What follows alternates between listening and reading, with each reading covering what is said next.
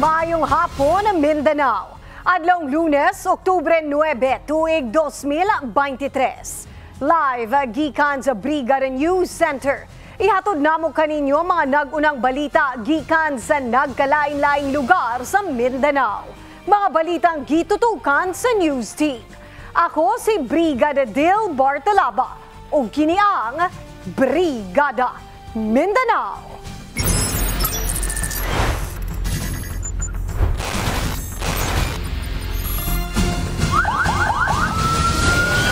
Mas palauman pa sa Tapunan.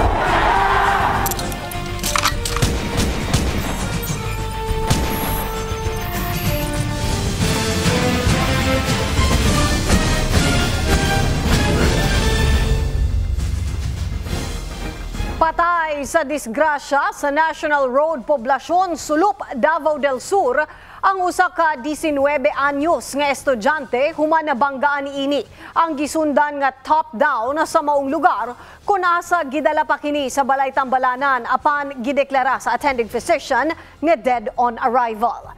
Ibrigada mo, Deno Tolentino. Ginapahilo na sa mga kabanay patayng lawas sa usa ka 19 anyos nga lalaking estudyante nga nahimong na disgrasya sa kadalanan kaniadtong nilabing Sabado sa kadlawon didto sa National Road KM79 Poblacion Sulup, Davao del Sur. Kahibaluan nga ang biktima mao si Christian Marsonico Bernardo nga taga Purok 15 Barracks Barangay Gihing, Agunoy, Davao del Sur. Kahinomduman nga ang biktima nagmaneho kinig itom nga motorsiklo nga nagtangag og plaka nga Toto 5NXL kun nasa pagabot dool sa usa ka gasolinan sa maong dalan. Aksidente nining nabanggaan ang likod nga bahin sa gisundan niini nga motorsiklo nga top down nga gimaneho ni Roycal Padillo Cabalisa, 56 anyos nga residente sa Barangay Santo Rosario, Santa Maria, Davao Occidental. Didto nawad-an og kontrol sa pagmaneho ang duwa ka driver sa maong mga motorsiklo o nabanggaan usab sa top down ang usa ka tindahan sa maong lugar nga gipanagiyan sa usa ka 72 anyos nga negosyante nga si Florito Kumahig Kumita. Human sa maong panghitabo, ang duwa ka mga driver nadala sa balay tambalanan apan ang nasampit nga estudyante gideklarang dead on arrival sa ospital sa attending physician nga si Dr. Julius Cada tungod sa serious injury nga iyang naangkon. Samtang ang driver sa top down minor injury lamang ang iyang naangkon og nahimong nakustudiya kini sa Sulup Municipal Police Station og sa karon nakagawas na kini human nga nagpaigayon og amicable settlement ang naisgutang driver ngadto sa pamilya sa naisgutang estudyante nga himong biktima sa disgrasya sa kadalanan. Kini si Brigada Dino Tolentino in the heart of changing lives, Brigada News.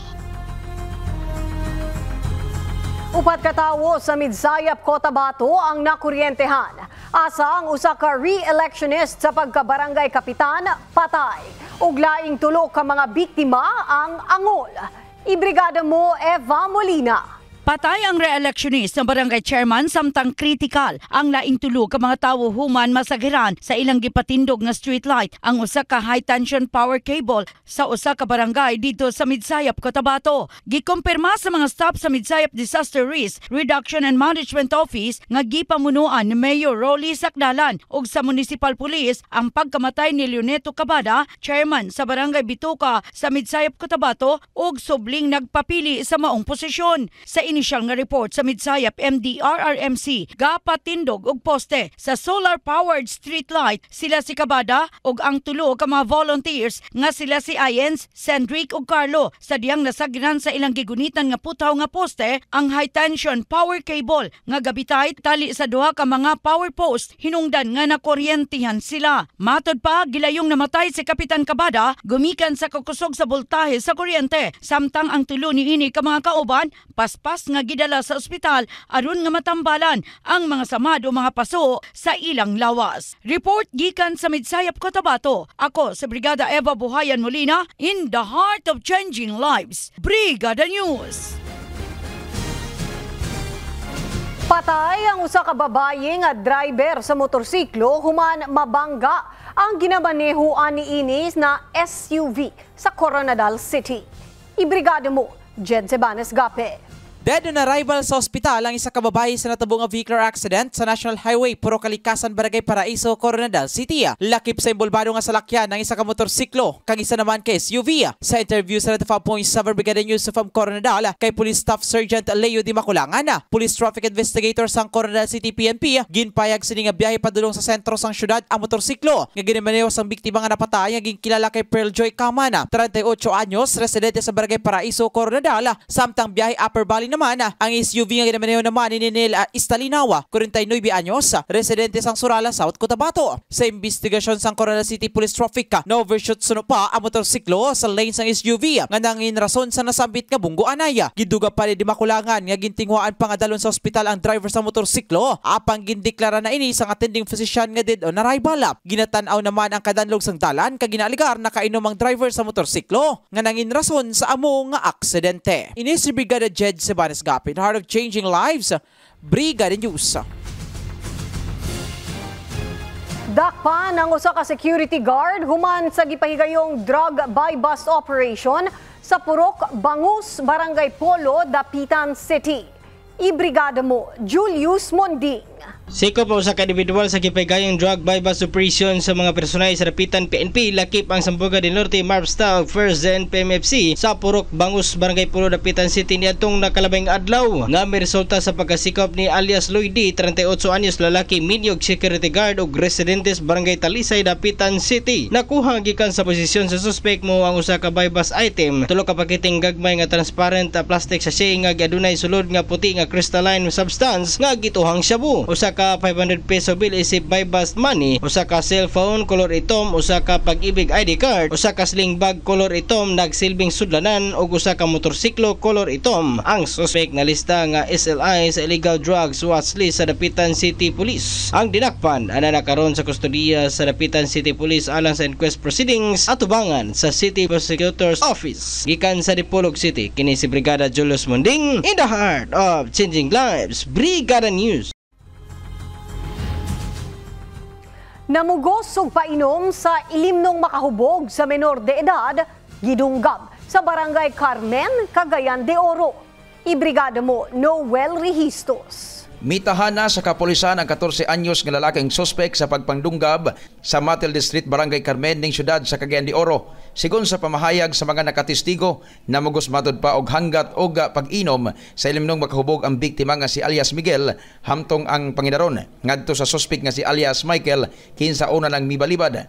Tungod nini, nasuko ang biktima. Mo hinungdan nga iyang nasumbagan ang suspek og mibalos dan kini pinaagi sa pagpangdunggab gamit ang usa ka mahait nga hinagiban. Dali nga gidala sa pinakaduol nga ospital ang biktima human nakahiagom sa sama dinunggaban sa likod nga bahin. Sumala ni Carmen Barangay Tanod Rico Sacote nga mismo ang amahan sa suspek ang nagpatahan sa iyang anak sa Carmen Police Station 4. Ang suspect daw, Lim, yung papa na sa pensionan, trabaho niya. Amang isuldan, luban sa akong makauban, ay tanod niya. Tabo naman yung papa, ano nga, mag-i-istorya, mag-i-istorya na, surrender naman na kay, para later, kita na sa may balas pulis kung sa ito naman ito, may tabo. Kung yung gikuan na yung bata dito sa kwan, yung balay, dala niya, ipasurrender kay kanon niya. Subay nini, namugos ang amahan sa suspect nga self-defense ang gihimo sa iyang anak. Samtang gihangyo karon ni Police Staff Sergeant Nino Abragan, Police Investigator sa Carmen Police Station, ang mga patigayon nga dunay naka-instalar nga CCTV con closed circuit television nga makig-alayon sa investigasyon sa stabbing incident aron makatabang sa investigasyon sa kaso. Gikan sa Cagayan de Oro City, kini si Noel Rehistos, in the heart of changing lives, Brigada News. Dugang pang mga balita sa pagbalik sa Brigada Mindanao.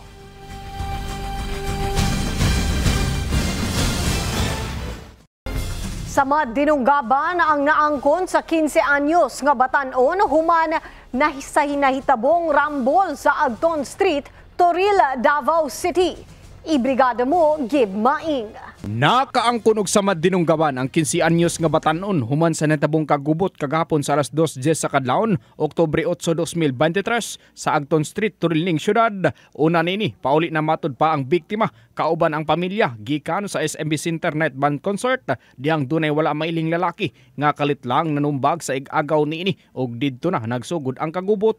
Giilang biktima nga si John Joseph Absin Dagalia, 15 anyos, residente sa Fisherman Village, Lisada, Turiling, Dakbayan sa Davao. Samtang malampusong nasikop ang sospek nga nailang si Peter Madagat Sabala, 18 anyos, market labor, residente sa Purok 18 Lao Street, Turil Public Market, Turil, Davao City. Sa investigasyon sa kapulisan, nakaangkon matud pa og duha ka samad dinunggaban sa likod nga bahin si Dagalya gamit ang ice pick. Dihang gidagan kini sa sospek human sa kagubot. Dali gilain kining gidala sa Southern Philippines Medical Center alang sa medical atensyon. Sa pakighinabi kang alias May, iyaan sa biktima, nahibulong matud pa siya nga dunay kalit nga misumbag sa iyang anak. Rason nga mitabang ang mga igagaw niini aron gukdon ang responsable. Og didto nahitabo ang kagubot nga misangpot sa pagpanunggab sa nasgutang sospek. Dugang niini nga natripan sumala pa sila sa mga grupo sa Batanon, Sanglit. Sa SMB pa lang nagmugna na kini og kagubot tali sa mga Tagalubugan. Sa kasamtangan, padayon pang ginatambalan ang biktima sa SPMC. Samtang ang nasgutang sospek gipaslak na sa prisuhan ug mag-atubang sa kasong prostrated murder. Kini si Brigada Gib Maing, in the heart of changing lives, Brigada News. Mga benepisyaryo sa Balik Probinsya program gikan sa Agusan ug Surigao del Sur gitapok ug gipailawom sa group discussion sa DSWD Caraga.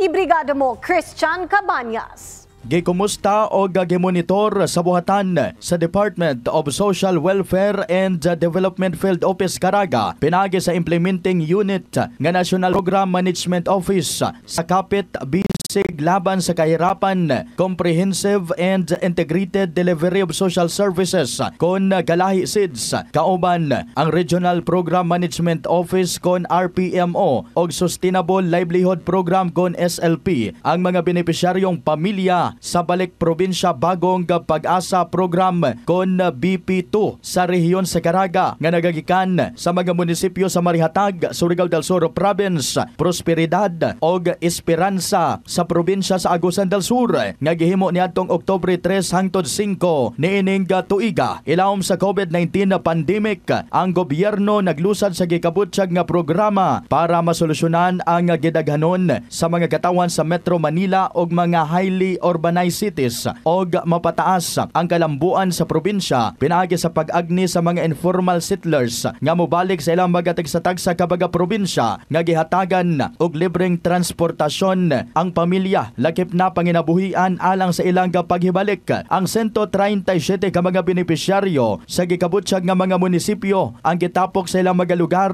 alang sa monitoring o pag-focus sa group discussion nga diin ni paambit sila sa impact sa assistance atol silang paghibalik sa ilang mga tagsa kabaga probinsya. Nibisita usab sila sa mga piniling benepisyaryo sa livelihood settlement grant aron ma-assess ang kalambuan sa ilang mga livelihood projects. Human sa mga kalihukan, usa ka exit conference ang gihimo sa Municipal Social Welfare and Development Officers para pagdiskurso sa mga estratehiya aron ma-address ang mga concern sa mga benepisyaryo, ilabi na ang business permit issuance.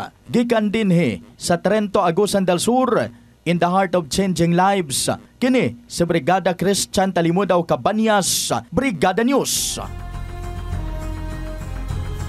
Human ang duha ka tuig tungod sa pandemya, balik face-to-face na ang Hermosa Festival sa Zamboanga City ning tuiga nga nailhang pinaka mabulokon nga festival sa tibuok nasod. Ibrigada mo, Marco Polo Muta. Nasaksihan ang lahat ng mga dumalo at bisita mula sa iba't ibang panig ng bansa. Pati rin ang mga turista, mga overseas Filipino workers na tumungo dito sa lungsod ng Zamboanga para makita ang 2 linggong taunang programa ng Zamboanga Hermosa Festival ngayong taon. Nagsimula na rin nagsibalik sa normal ang mga in-person activity mula ng 2 taong pandemya. Ang Zamboanga Hermosa Festival ay isa sa pinakamalaking annual festival dito sa lungsod na pinagdidiriwang sa Oktubre 12. Our Lady of la Virgen del mas kilala Nuestra Señora La Virgen del Pilar. Ang programa ay sinimulan sa unang araw nitong buwan ng Oktubre para sa fireworks display sa Zamboanga Sports Complex. Sinundan din ng iba't ibang kompetisyon at isa sa mga makulay na paligsahan gaya na lang ng Vinta Colorful Race o mas kilala ang regata. Higit 200 mga lumahok na karamihan ang mga mangingisda kasapi sa indigenous sector. Kahapon, libo-libo ang mga nakasaksi sa nasabing programa kung saan karamihan sa mga bisita ay nagmula pa sa iba't ibang bahagi ng bansa para makita lamang ang makulay na kapistahan ng Zamboanga. Sa araw na yon, ginanap din ang Wow Sardinas, isang Grand Boodle Fight Sardines Eating na inihandog ng higit 15 mga sardines factories dito sa Zamboanga kung saan ang kahabaan ng mesa ay lampas 1 kilometro ang haba. Bukod sa mga programa inihanda para sa nasabing festival, nariyan din ang mga motor racing activities, lechon festival, seafood festival, street dancing competition, float of lights, barangay arco competition, Badyo at Binibining Zamboanga. Higit 21 milyong pisong pondo naglaan ng pamahalang lungsod para sa nasabing festival ngayong taon. Samantala, mahigpit din ang paghahanda ng PNP Zamboanga ang seguridad sa buong panahon ng pista. Mula dito sa lungsod ng Zamboanga, ito si Brigada Marco Polomuta. In the heart of changing lives. Brigada News. 40 ka mga magtutudlo ang nagpasalamat ug nagmalipayon sa nadawat nga mga red roses ug mugs human gihatag sa brigada atol sa school-based Sister o Teachers Day celebration sa kasaulugan sa buwan sa mga magtutudlo. Ibrigada mo, Christian Cabañas. Tamis nga pahiyom o pagpasalamat ang gibati sa 40 ka mga magtutudlo sa Santa Josefa Central Elementary School dedapita sa lungsod sa Santa Josefa, Agusan del Sur. Human nga nakadawat og tig-usa ka rusas ug mag atol sa kulminasyon sa kasaulugan sa buwan sa mga magtutudlo pinagi sa school-based Teachers Day celebration niadtong nakalabay ka bag-adlaw Oktubre 5 niining tuiga sa inisyatiba sa 105.5 Brigada News FM Agusan Trento o adunay malumong kasing-kasing nga Santa Josipahanon nga atoa na nakabase sa gawas sa nasod mao'y na mahimong instrumento aron mas mabulokon ang pagsaulog gawas sa rusas nga nadawat memorable usab isip souvenir ang mga mag nga ilang nadawat gumikan kay atoa na hipatik ang ilang matag-usa ka mga hulagway sa pagsaysay ni Rowie Ganed usa sa mga magtutudlong nakadawat nga timos ang ilang pagpasalamat niining sibian og sa nagpakabanang stakeholders gumikan kay memorable sa ilang kabahinan nga nibate og kamahinungdanon gumikan sa ilang namahimong serbisyo sa mga magtutungha ginikanan og sa komunidad. Gikan dinhi sa Trento, Agusan del Sur, in the heart of changing lives. Kini si Brigada Christian Talimudaw Cabañas, Brigada News. Padayon gihapon ang Brigada Foundation Incorporated sa pagdawat og hinabang alang adto sa mga kabrigada nato nga nanginahanglan og hinabang. Mamahimo kamong magpadala og cash donation sa Kabrigada Foundation Incorporated Security Bank Account number 000037840172. Ug alang sa in-kind donation si padala kini sa Brigada Complex nga nahimutang sa NLSA Road, Barangay San Isidro, General Santos City. Sa mga gustong mahimong brigada volunteer, pwedeng mudangop sa estasyon ug magpalista. Mga kabrigada, 77 days to go na lang. Pasko na!